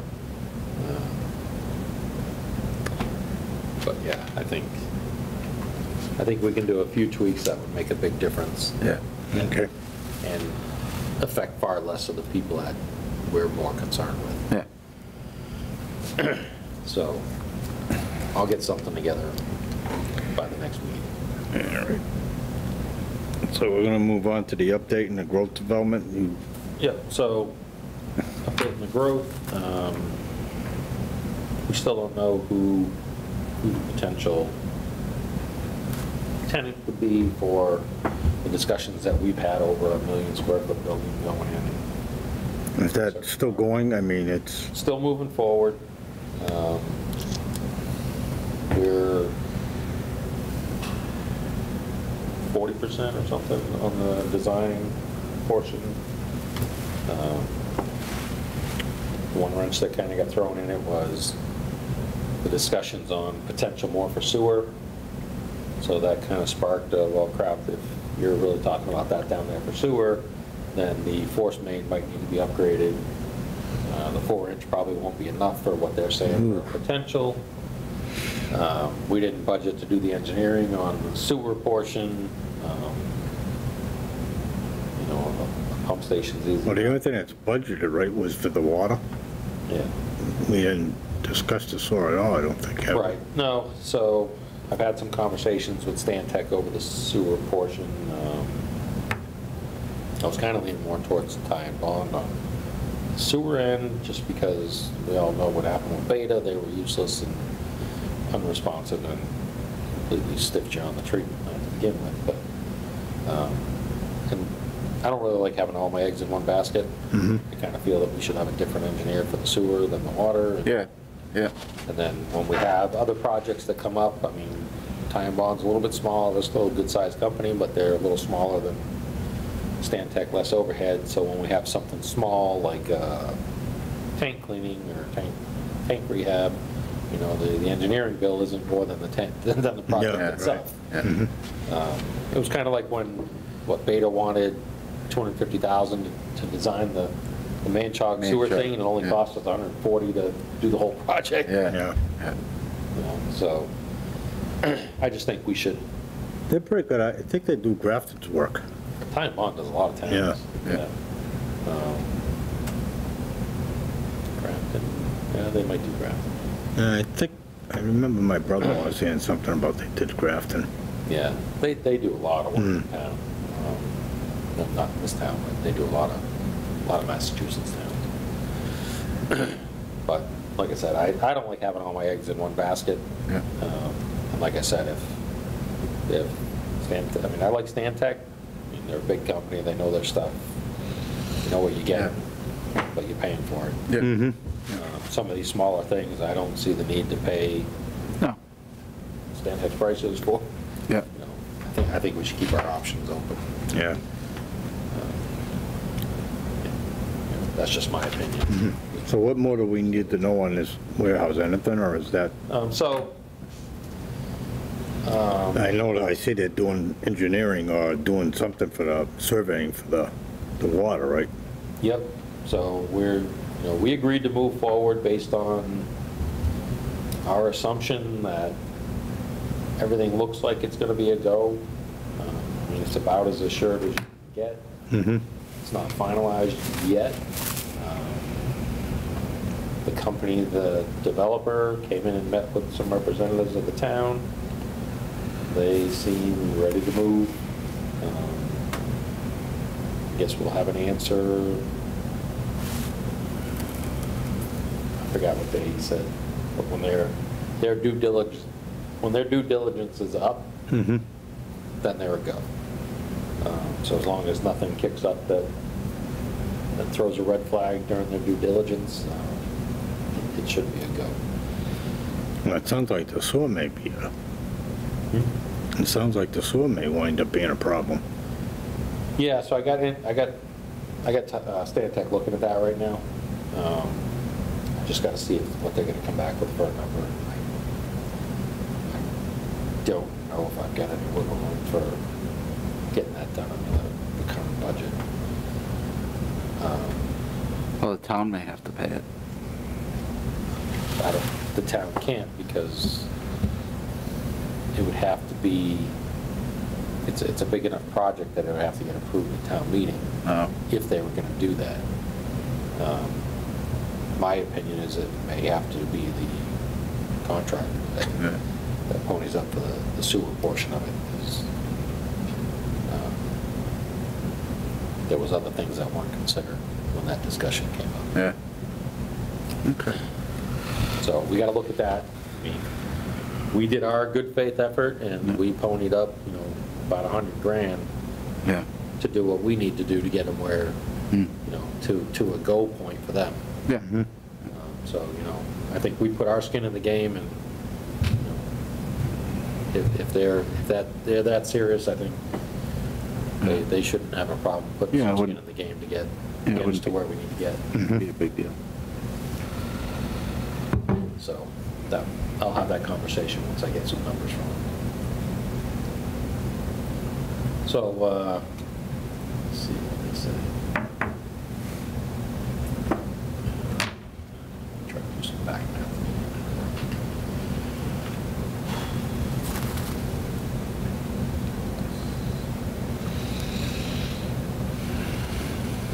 Yeah, so roughly 30,000 gallons a day is what they're kind of anticipating for flow.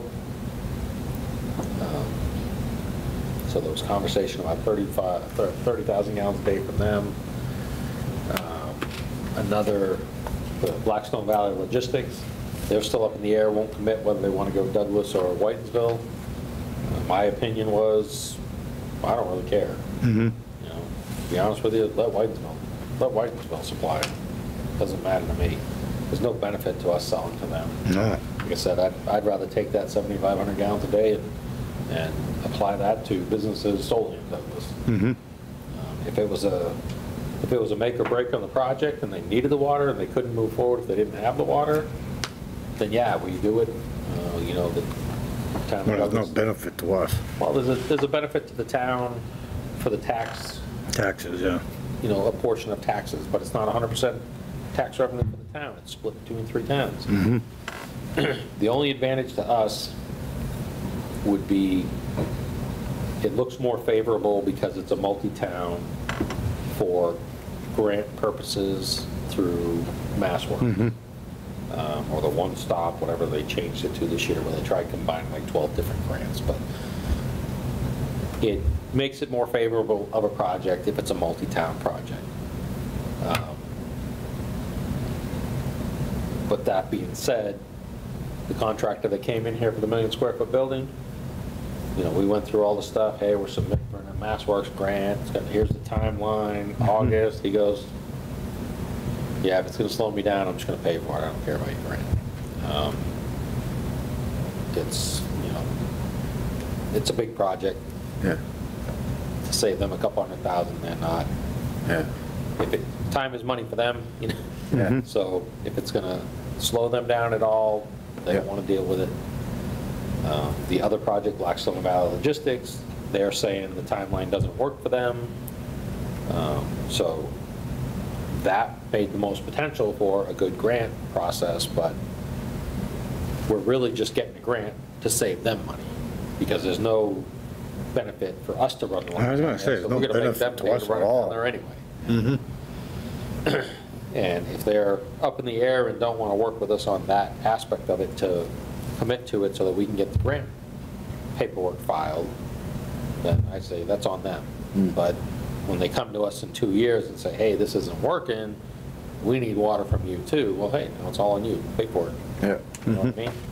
We have no benefit to going down there other than to supply them. Yeah. All right. So that'd be on them at that point, in my opinion. I don't want to take capacity for our treatment plant to supply to them anyway. Yeah. They claim they can do it with a septic. If it turns around that they need sewer, then again, why are we jumping through hoops to supply them something that's just going to take away from our capacity? I understand we want revenue, but why take revenue for sewer to cover our cost to supply to another tenant? I'd rather supply to something that's going to bring in 100% tax revenue and our revenue for services, as opposed to put all our effort into something that's giving the town a portion of revenue it should get. So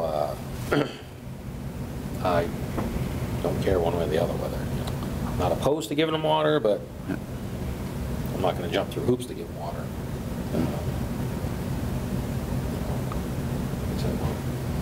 We have other options. think we have more potential in Douglas that I'd rather not take away from. So I'm not crazy about going after that, trying to secure that as a customer. So, but like I said, during some of that, if they're going to design a pump station, I want to design it once, and I don't want to say, hey, we're designing this for this, and then, oh yeah, well, now they need to come in, and now we got this other project over here, and now we got to redesign a pump station or add a second pump station. I hate pump stations. I don't want to have any pump station. I don't need them. So we're going to have one over there. I want to replace the one that we have with one that'll handle that, the one that we have, that flow, plus that flow, plus that flow, plus the other flow. Design it once and be done with it. Yeah, I was gonna say, we have a potential of getting a lot of flow down in that area in the next few years. Yeah. Yeah, so I want all that accounted for when they do that pump station, so. That's where I stand with that. Like I said, we ran the numbers, so, I mean, you guys know, we don't have a hydraulic model or anything, so when all these conversations happened, I kind of prefaced it with, hey, you're getting my opinion here, not an engineer's design, not hydraulically tested models, anything else.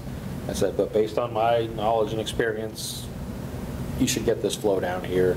If you go a 12-inch off of Davis, replace Northeast Main with a 12-inch instead of the 8 that's in there. Replace Gilboa with a 16 instead of the 8 that's in there. Or North Street with 16 down to the bridge. We keep the 12 that we just put in across the bridge and go 12 from the bridge down Gilboa, tie into the 12 that's in front of the mill, and then connect those two 12s through that project with a 12 and create a loop. So that should get you the flows you need. Gina came back and she had 3,400 something up at the top of Northeast. She had 20-something, 2,800 or something down. I'm like, there's no way that your numbers are not right. That just mathematically doesn't work in my mind. Did you factor all the pipes that we were talking about? Yeah, everything's in there. I'm like, you can't have 34, almost 3,500 gallons here and less here. Yeah. There's more flow here than here. It's a higher pressure. Everything's going to go there. That's your highest pressure, highest flow there. So she's like, no, we factored everything. So I talked it through some more, and she didn't do the connector pipe. Oh. She's like, well, that's not in our project. I'm like, well, that was the whole discussion. It's just we're not paying for that portion because it's on private property. But it needs to be connected. And all the numbers came in right where I needed them, 3,600, 3,700 gallons a minute. Which you had 35 at the building. So, in my opinion, it worked out perfect to where it should be. So, that would solve a bunch of issues in that area. That gives the Carro's Mill the opportunity to tie in for fire suppression instead of their stupid pump that they're pulling out of the mud hole. And so that gets them to the flow that they need for all that industrial area. That's based on my knowledge of NFPA. What Kent comes up with a number, I don't know, and I'm not exactly sure on what a 1 million square foot building would be for fire flow. I don't know if you know any of that. No.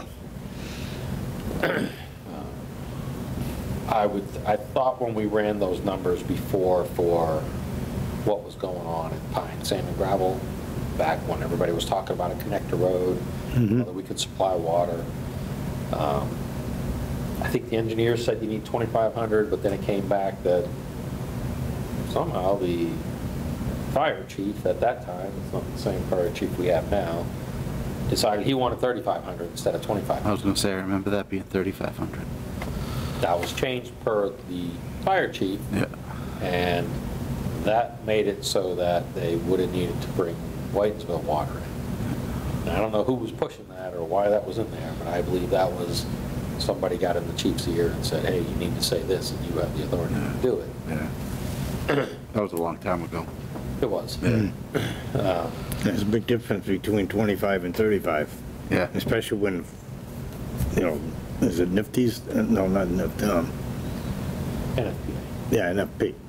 When they said 25, I mean, why should our chief say 10,000 more. There's no basis for it, in my No, opinion, right. but it is his right. Right. I don't know what this fire chief will say, but either way, we got 3,500 there anyway. And anything they do in pine, sand, and gravel, I would say that at that point, we would justify a tank up at North Street. A new 12-inch line up North Street and then loop down through, Right. through there anyway, and then once you put a tank up there, you got plenty of room. When I asked the people for the million square foot, I said, I don't know what flows you need for your fire suppression or anything else. If you've done these buildings, if you know what they are, he says, you got what I need. If I need more, I'll put standpipes in, I'll put tanks in, whatever I need. Yeah. He didn't seem concerned about it at all. As long as what we had, the infrastructure would supply what he needs, Yeah. he'll put in whatever he needs to meet those demands. If he needs to put in 2 tanks and a pump, he'll put it in. He doesn't Yeah. care. So, Yeah. he That's seemed- great. He seemed very willing to meet whatever demands or needs the town needed. Yeah. You know, someone brought up the concern about traffic coming through town. He's like, you don't want traffic turned that way? I'll put a thing in, they can't turn that way. They gotta go that way on the Yeah. highway. You know, so Yeah. they gave the pitch as a good corporate Yeah. citizen, so only time will tell. So yeah, that's all I got for that. Growth and development at this point. Okay. Hey, we've got this, can you give us some information on this Oh, yeah. Yeah, abatement? that came up today. Yep. So while the admin was on the phone with the guy, I said, hey, because he wanted to know what he did, what he has to fill out or do to get the demand fee and interest waived. So I said, well, they got to fill out an abatement form, and if he gets it in today, we have a commissioners meeting tonight, Yeah. so it can be discussed at tonight's meeting. So this is 7 Cardinal Drive. So I don't know if your copies, if you can read it or not, kind of get cut off. Yeah, I got a little cut off, but I can figure out what he wrote. So it's essentially, he wants the interest and demand fee abated. So it's $21.08 interest and $25 demand fee. So this was 7 Cardinal Drive. So 7 Cardinal Drive is one of the, Cardinal Drive was that 2-inch line that we put in with the 3 lots. Off Rydell, right? Off Rydell, Yeah. yep. So the 3 lots were owned by GBI, or Louis, or I don't know how they worded, but that group in one way or another. So the issue that we've had on all these types of properties is that was owned by a party, and then they applied for all the connections, paid the connection fees, have the service there, but then they sell the property to someone that wants to build a house. We don't get anything saying that the property transferred. So it's in our system as 7 Cardinal Drive, owned by Louis Casino. And then they build the house, call us up, it's in our system as Louis Casino. They call up and say, hey, we need a meter, whatever. They put the line in, we inspect it, we put the meter in, get it all done, create the bill, send it to them to pay for the meter and all the stuff that we bill for. And then they do a closing. They never request a final. None of that's done, because I think the way they do it is they sell them the lot, we'll build you the house, but they don't notify us that anything changed hands. So then whoever owns it, but GBI calls for the meter, we do it, send them a bill. Normally they would pay that bill, but apparently the way they do it is in their contract, the owner is responsible for it. We have it in the system as GBI, and it technically should be whoever owns the property, but we didn't know it exchanged hands. So in the period that it takes, we don't get notified that there was a change of ownership. Bill goes to GBI, but now there's a new owner. GBI, if they don't pay it, don't see it, throw it away, whatever they do, don't hand it over to the current owner to pay it, then it doesn't get paid on time. So when we issued a demand, it went to GBI. GBI said, well, we don't own that. You got to send that to the new owner. They're responsible for that bill. So I was sitting there for the conversation, so I know what the conversation was. The admin talked to Tracy. Tracy said, oh, yeah, it's them. They own it. It's in our contract. They're responsible for all those bills. But there was no closing done, or no final closing. Yeah. They did a closing, but they didn't have a final. Yep. So if we put a lien on it, it goes to the property owner, Yeah. which would be the new owner, but the bill was going to GBI because that's who was in our system. Yeah. So this guy claimed that he called GBI. Tracy said, we never received the bill. We just got the demand. And he says that Tracy told them that we didn't do billing, that we never mailed the bills because we were all out on COVID, Yeah, no. which is not the case. That's not the case I at all. haven't missed a day because of COVID or anything else. Yeah. We've been open, we've never stopped anything. Yeah. So that wasn't the case, but he claims that Tracy said that we said we didn't mail bills. Yeah. We know we mailed bills. He says that Tracy said they never got a bill. It was a back and forth. Well, 1,800 other customers got bills, so. Right. And Right, yeah. the bill went to the same place we mailed the demand to. Yeah. I'm sure GBI gets a ton of mail. Maybe it got misplaced. I don't know. Yeah. The issue comes in that the transfer wasn't done.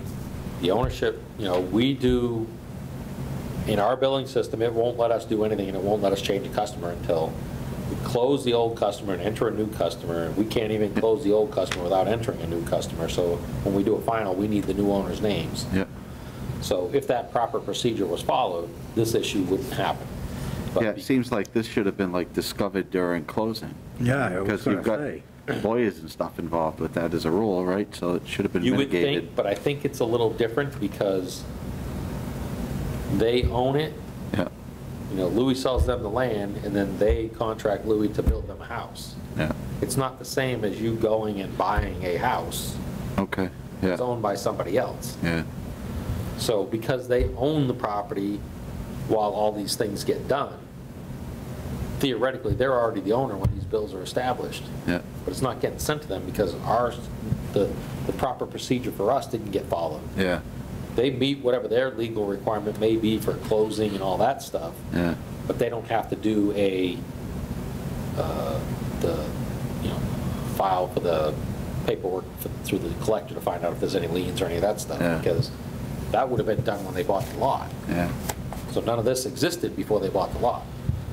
So this comes down to GBI not forwarding a bill to them and us not having the correct information because of the way GBI does that. So yeah, I think this may be one of the next policies we need to write and have in place, yeah, is that we don't do a meter install unless it's to the property owner. yeah, So I think we need to have it's something we need to add to the admin. When someone requests a meter install, just because we have it in the system, and yeah, we did the connection fee to Louis Tessino because it was his property, there's nothing that needs a final read or anything because there's no meter, there's no yeah, bill going to it at that point. So there's no final needed when he sells it a lot. yeah. But I mean, we haven't, the other thing with this is, I don't think we've run into this issue with North Village, have we? Or is that a completely different setup because there's not a piece of land involved? It's a different setup because they're selling a house. House. Which they need an Yeah. MCL, Yeah, municipal lien certificate, obviously. Whereas when you're selling land, yeah, there's nothing to have any, you don't have a water bill, a sewer bill, an electric Yeah. bill, because there's no house that have it. yeah, You don't have those services. yeah. But you said GBI had something in their policy that the owners. In their contract, when they sell it, Yeah, they put it in there that you're responsible for all the The utility utilities. bills and fees and all Yeah. that stuff. So GBI covers themselves in that way. yeah, But the homeowner or the owner isn't protected because they don't go through that process of a final read. yeah, yeah, Because technically, the property's already in their name. yeah, So Louis doesn't own it when he gets But if- that bill. yeah. So- I just, I'm just worried about precedent and everything, because the other thing too is if they contacted the electric company, that got transferred at some point, Well, if they contacted the electric company, it wouldn't be a transfer because it would be A new service. homeowner getting a new service. and it's Service. to Yeah. the house that they own. Yeah, You know what I mean? yeah, So I think the way it needs to happen is anytime someone requests a meter install, we need to have Lee contact the assessors or at least look up through the assessor's maps or Yeah. whatever to see who the property owner is. Yeah. And if it's not the person requesting it, say, sorry, you need to have the owner request. yeah, So that way we can explain it to the owner, hey, you should get a bill, we need to transfer information, this account needs to be in your name, not the landowner's name prior to you buying the land, you know. So it's just one of those things that I think we need to add on our end, just one more policy and procedure that avoids an issue like this. I was gonna say, this is the first time we've had an issue like this. yeah, No, because no, but it's not the first time, but it's the only customer that issue comes up. yeah, because I was going to say, what happened to the other two, there's two other properties up there, right? Yeah, and I think we had a similar incident with one of those anyway. Yeah. One of them isn't billed yet. There's been a couple of them because they typically do a cash buy or whatever where Yeah. there's no mortgage company or whatever when they close. Yeah, You know, normally a mortgage company will request all these documents to make sure everything's done and clean. yeah, But if you're not going through a mortgage company, you're going through a construction loan or whatever, it's Yeah. a different animal. So I just think that the only way we can solve it is put a policy in place that identifies the property owner prior Yeah. to installing a meter. So as for this, I mean, this is, you know, our policy is demand and interest, and that's all built into the billing program. You know, they're claiming that they're requesting it because GBI never received a bill. yeah, We went based on that yeah, logic, yeah, everybody in town, because I never received a bill. yeah. Yeah, I know. No, that's why I'm real hesitant I- to do this, and I still say that at closing, there should have been some Should've sort been of, something picked up at closing. some sort of due diligence, and I know it's an oddball setup when you have a company like that do this, but I don't think I'm in favor of the abatement. Yeah, I mean, that's your choices. I mean. What are they looking for, $56? No, not even. 2108 plus 25, so Yeah. 4608. 4608. 26 only, yeah.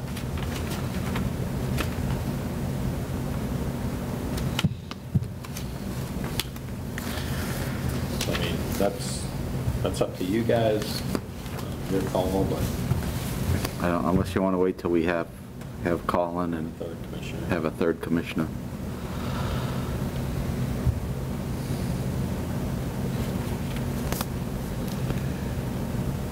The bill was sent to Louis, though. I mean, they can't deny it twice.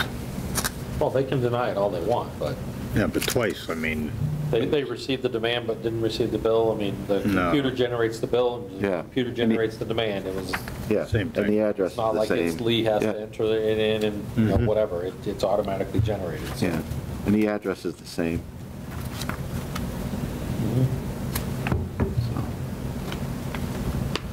So I would just say, in the future, we don't allow somebody that doesn't own the property to request the meter. Right, You know, that way, they don't have water until yeah, the property owner requests it. The property owner's gonna get that bill. yeah.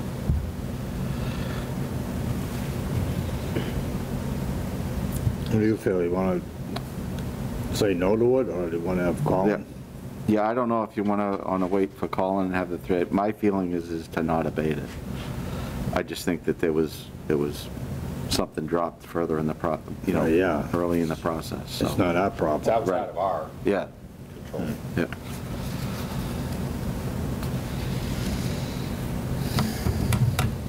But if you want to wait for Colin, so we, can loop him into it, and, At least we'll have 3, yeah, you know. yeah, I know you're not in favor of it, I'm not really in favor of it either. But, So there's your option is, if one was in favor, one wasn't in favor, and unless you want to get input from the third member. Yeah. I mean, If the two of you were in agreement that you didn't want to abate it, if Colin was here and he voted he wanted to abate it, he He would still be a still no. would. yeah, he would still lose, yeah. Right, so- Well, not lose, but just, So yeah. the only question here is if you want to hear any argument from Colin as to if he wanted to persuade you, but if you were both of the mindset that your vote no, your vote no, then it. Yeah, it doesn't matter whether Colin's here or not. Exactly. Yeah. Right, yeah. Colin's Yeah. vote is null and void. Yeah, but if Essentially. Bob feels like we. Exactly. we should- If you're on the fence and you're not sure, I'm not, Yeah. no, I don't see why we should take a hit when there's all kinds of money involved in here, you know, why, Yeah, and like I said, I mean, I mean, I can't, if you were abating bills based on the claim that they never received a bill, right, yeah, yeah, we'd be doing that forever, yeah. you know, yeah. if- You want to make a motion then? I make a motion that we, and I'm sorry, I haven't, Not a bit. that we not abate this, this bill. All right. And I'll second it. Okay. And all in favor? Aye. Aye.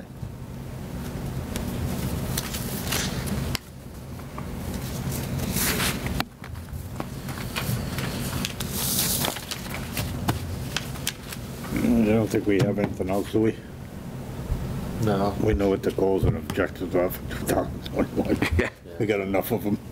Yeah, I think so. So, open session, anything that wasn't anticipated, I Yeah. guess. No. I don't have anything. No. So you'll get in with the I'll put rates. something, I'll put something together for the rates to you guys. For the next meeting, or do we have to have something sooner? Next meeting's in less than 2 weeks, so. Yeah, Oh, yeah, it's April 28th now. yeah. So maybe we have to do 2 meetings in May. Right, so Maybe. we might have to do one so that, you know, Colin can be in attendance and we can review what I come up with. You guys can tweak whatever you want, go up on some, down on some, whatever you guys choose. All right.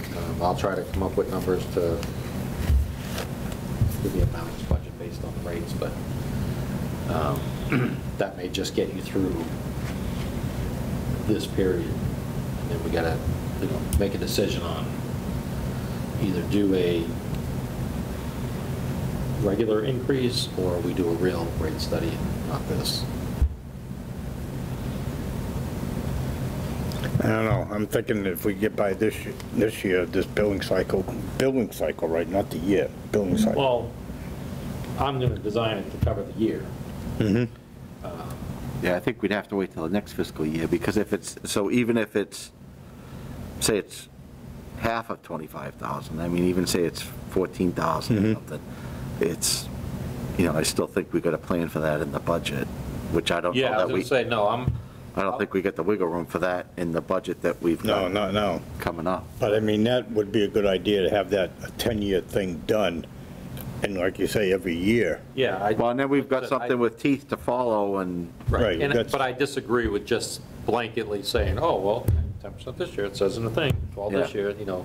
yeah, no, we can review it, but at least we've got something real to, You have a framework to work Yeah, with. work with. And Absolutely. you've got to look at what your revenues are. I mean, you base it just on that, but we add 1 million square foot and then a 850,000 square foot, 2 more million square foots, you know, 122 units up North Village, 18 units on Sleepy Hollow, yeah.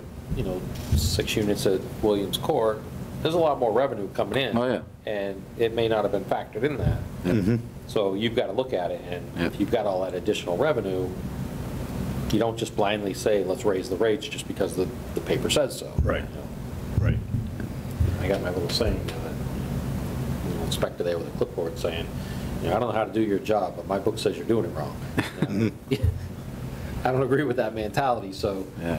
you know, I think it's something that, I mean, we had talked about going up 2.5% a year, but, you know, that may not work either. no, I'm not saying the 2.5% works either, but on Doug's mentality of, you know, when I brought it up, he's like, oh, no, you don't want to do that. You know, you need to have a study, you know, we should be doing a study every year to keep you on track. And I'm like, no. Why? When your study doesn't follow what your numbers come up with, and you Yeah. bend over and do whatever we tell you to do anyway. Yeah. Yeah. You know, so his logic was useless to me, where if you did 2.5% every year, I mean, this is 5 years we're behind now. Yeah. You know, 5 years at 2.5% isn't 10, or what is 5 times 2.5? You know, It's too late for me to do math, but 12.5. Yeah, So it's not 12.5%, but I mean, if you did a 12.5% increase now, I mean, you lost 4 years of compounding interest on all that, so 12.5%, 2.5% per year isn't 12.5% over 5, it's more like 17%. Yeah. Because it's compounding, not, Right. so you hit people with these 17% rate increase and it seems astronomical, but if you did it 2.5%, it's almost not even noticeable. yeah. Right. You know what I mean? So I think we're shooting ourselves in the foot just waiting the 5 years until Yeah. we get to a point, it's like, ah, crap, we don't have money for the budget. Yeah. Now we have to do something. That's a poor way to run it. Yeah, Yeah. yeah, I agree. But we're getting stuck in the rhubarb, so Yeah. I make a motion that we adjourn the meeting at 9:10. All right. Second, all in favor? Aye. Aye.